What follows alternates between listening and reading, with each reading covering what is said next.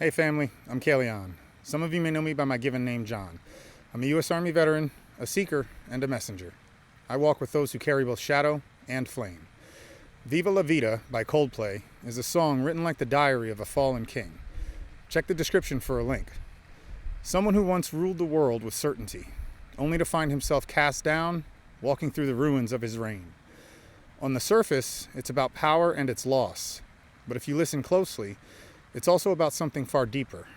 The transformation that comes when you lay down the crown you once thought defined you and take up a different kind of weapon. When I first began listening to this song through the lens of my own journey, I didn't just hear the lament of a man who lost a kingdom. I heard the call for a new kind of kingdom. One not built by greed or conquest, but by love, sacrifice, and truth.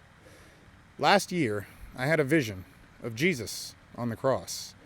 Not the sanitized image in stained glass, but the raw and brutal truth of it. The kind of truth that makes you realize the sword and the shield are not opposites. They belong together. The sword to protect what's sacred, and the shield to guard what's vulnerable. Around that time, I met a man, a Marine, who I came to call Saint Michael. He didn't arrive with a halo or fanfare, but in a moment where I needed help, he stepped in without hesitation. And it was like God was saying, pay attention. This is a sign. Today marks the beginning of St. Michael's Lent, a 40-day devotion leading to his feast day. For me, it also marks the start of a new daily ritual in his honor. It's a time to prepare, not just for battle, but for the kind of clarity you need to know what's worth fighting for. The song says, "One minute I held the key, next the walls were closed on me." That's the truth of many of our lives. We've all had seasons where we felt unstoppable, only to be brought low. But for the chosen, the truly called, that fall is not the end.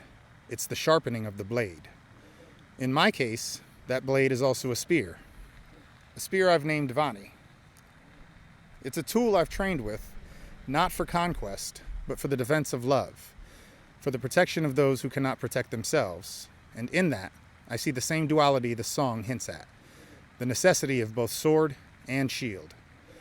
We are at the beginning of a new story, one not written in ignorance, but with the lessons of the past etched into every line.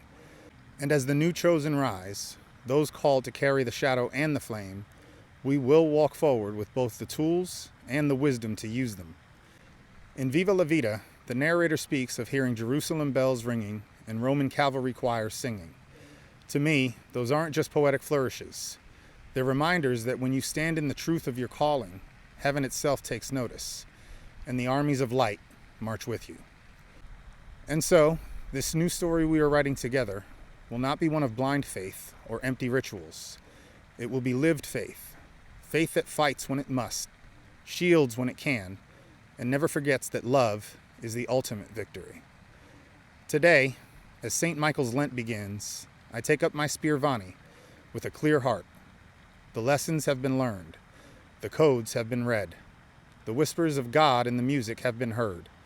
And the new kingdom will be a kingdom of the chosen. And now a prayer for my beloved spiritual and code sister, Malika. May we wield the sword with justice and the shield with compassion.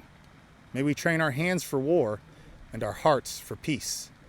And may the new chosen rise with the courage to defend love, no matter the cost. Ashe, Amin, and Amen. If this message speaks to you, help me spread it by liking, commenting, sharing, or simply whispering it into the wind. Thanks for watching, family. See you next time. Same fire, new rhythm.